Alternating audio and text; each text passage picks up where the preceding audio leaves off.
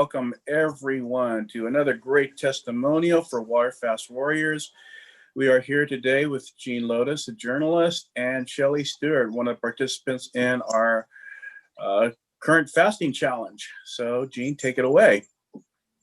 Shelly, hi, how are you? Pretty good. I'm interested in, well, first of all, you're in Canada. Where are you? What I'm in Ontario, Eastern Ontario, near where the St. Lawrence River and the Rideau Canal and Lake Ontario all converge. So I'm right in that area. So you're in the middle of a huge winter freeze up there, and here you heard about the January fasting challenge. What was it about that interested you? Okay, well, first, hearing Al's story.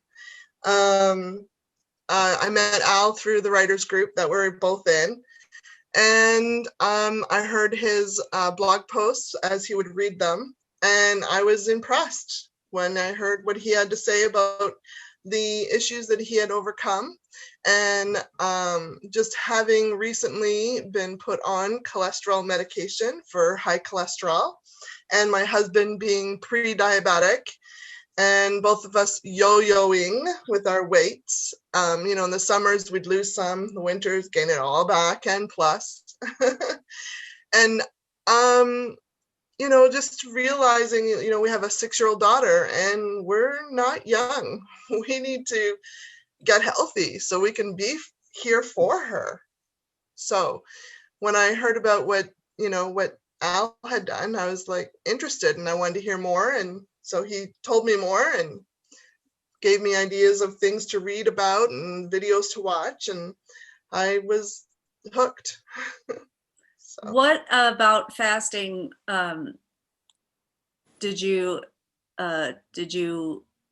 what were your sort of mental objections to it? Well, I thought, I'd be hungry all the time. And I just didn't know if it was possible, even though I knew someone who had done it, other than Al, in my own personal circle of friends. And he didn't talk about it a lot, but he did do time restricted eating and fasting. And he did lose some weight on it. And so, I did know about it, but I just didn't know everything. And so I didn't think to ask that friend. So, it just wasn't on the high list. It was like, oh, someday I'll lose the weight. We were like big believers of,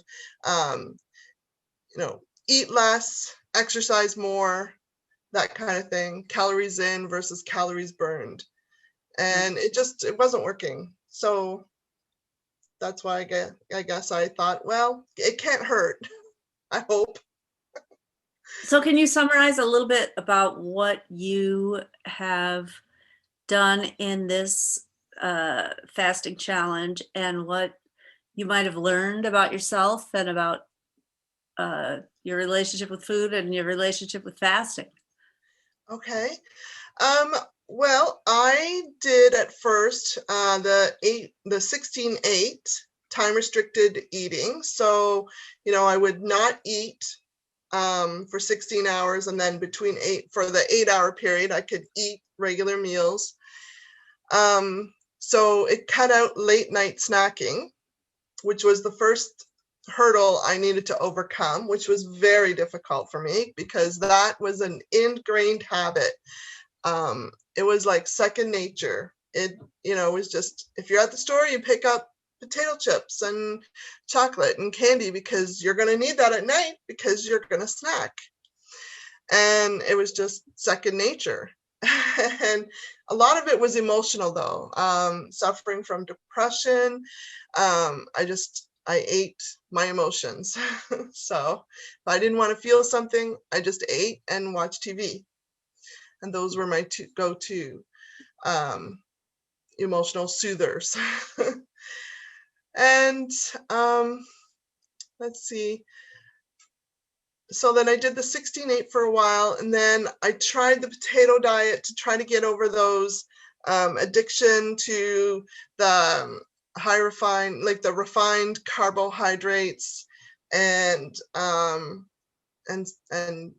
lot of sugar, which is a refined carbohydrate. And I just couldn't, I got so sick of potatoes. I did it for one day. I was never a big potato eater, so I don't know why I thought I could do that, but it made me realize I like my potatoes occasionally, but not on a regular basis. So that did not work. The second day, I couldn't even look at a potato. I was so sick. So I just couldn't. It was either eat a potato or eat nothing, and I would have preferred to eat nothing, but I don't think I was ready for that step yet. So I switched to trying 18-6. I went back to a 16-8, but then, occasionally it was an 18-6 or a 17-7 or some combination in between. And I did pretty well on that. And I just said, no, I'm not going to eat anything at night. No snacking.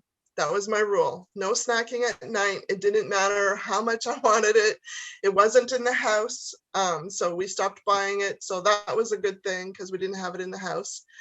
And it worked. And probably for before this week, I did probably a week and a half of 18-6 pretty steady. And then the last few days I've done like a 16-8,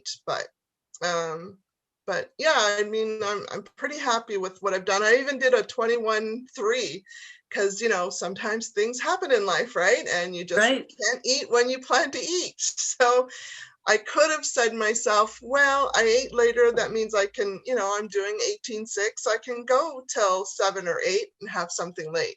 But I didn't want to eat that late at night because that would have been, to me, that would have felt like I was snacking and it would have just brought it all back, right? So I just said, nope. And then I didn't eat. I was very proud of myself but the thing is, I didn't really feel hungry. And it felt good to not feel hungry. Isn't that interesting? Well, can you maybe talk about why you think, or, the fact, it sounds like the time restricted eating actually made you suddenly see the behavior that you wanted to change, which was snacking before bed. And how late, how close to bedtime was it, do you think? I would eat a potato chip and then turn out the light and go to bed. Oh, really? Okay. So it was right up to, yeah. Okay. So, but it sounds like just the fact that there was this sort of template of time that was put on your life that you suddenly, and did you feel like you were snacking at other times of the day, or was this just this important? Yeah, I would snack through the day too. So, it wasn't just late night snacking, but yes, through the day for sure. And, maybe a little bit of that through the day still continues. I don't have the potato chips because we don't buy them, but, there's other little things lying around the house, little candies left over from Halloween still and stuff like that. Well, that's better than, I can't believe you still have candy from Halloween. Oh, yes, I know. Here by day 2. Yes, little mints, not the sugar-free kind, but I did pick up some today. So, but the snacking at night was probably the worst because I also suffered from acid reflux, and interferes with sleeping. Yes, yeah. So it was really bad. I mean, some nights I would just wake up and I'd be like, oh, from that acid reflux, it would just feel so horrible, and it would be like, oh, so painful. But now I don't have that.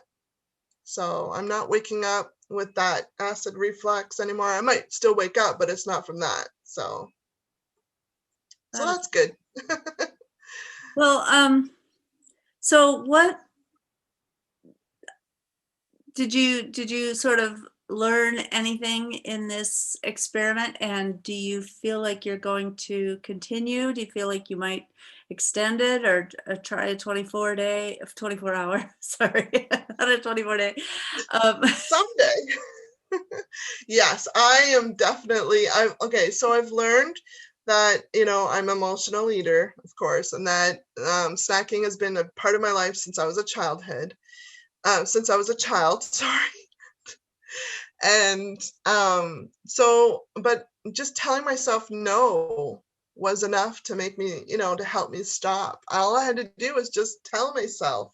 And Al gave me the tools to do that with his Jedi mind tricks, So, and now I'm journaling to, write down, every day I journal about the fasting that I did the day before, and then 3 things that I'm grateful for. That's another thing I learned from Al. So that was great. And yeah, I'm definitely going to continue this. My weight had ballooned to 60 to 80 pounds overweight. And I'm not proud of that. And I know some of that was medically, like a medical reason. Right. But not all of it, obviously, with all that snacking, late night snacking. I can't blame all of it on the medical side. So, I had to take responsibility and just say no to the snacking at late night snacking. For sure. That's the start right there. So the And then, cholesterol diagnosis might have been, I mean, do you think that was related to inflammation? Because I think one of the Waterfest Warriors protocol things is that there is an inflammation connection that fasting yes, can help with. yes, I do believe that. And I'm looking forward to the day when I can go back for more blood work and be tested again. And I know, I am still on the cholesterol medication because, Al says, keep taking that because there's something to do with, I don't remember what the medical stuff is, but that I should take it until, I get tested again. And the doctor says, okay, I don't need it anymore. I've lost enough weight that would show that, okay, she's lost enough weight. That proves, that maybe that's the reason her cholesterol is low, not just the medication, right? So I'm going to keep doing that, and then hopefully I'll get tested, I don't know when, I can't remember when I'm in next, probably May, I think, and see, and hopefully by then I will have lost enough weight to hopefully show some good results and my doctor will be happy with me. So you're going to continue the 16-8, you think? yeah, I'm probably more, I would like to lean more towards the 18-6. I think it is I can do it if, the thing is, I have a daughter and I'd like to eat supper with her. So if I do the 18-6, I've got to do the no breakfast thing. So sometimes that's a little tough. Yeah, for sure. So, but yeah. Anything else? No, I definitely am grateful to Al and all of you girls, Cynthia and Jean, you, and Jody and Marjorie for helping, for being there, supporting. I mean, without the support calls, I probably would not have been able to keep up with it. I probably would have given up a long time ago. I agree. So those support calls really, really help. So, and then of course the classes with Al, with them teaching his mind tricks. So I really like, so it really helps. I recommend it to anybody who really wants to change their life, not just change their health, like their physical health, but it's helping my mental health. So I can tell that when I get down or whatever, I just have to think, okay, now what would Al say about changing your thinking on that? So, and how can I rephrase that in a positive way? So, yeah, Awesome. so it helps.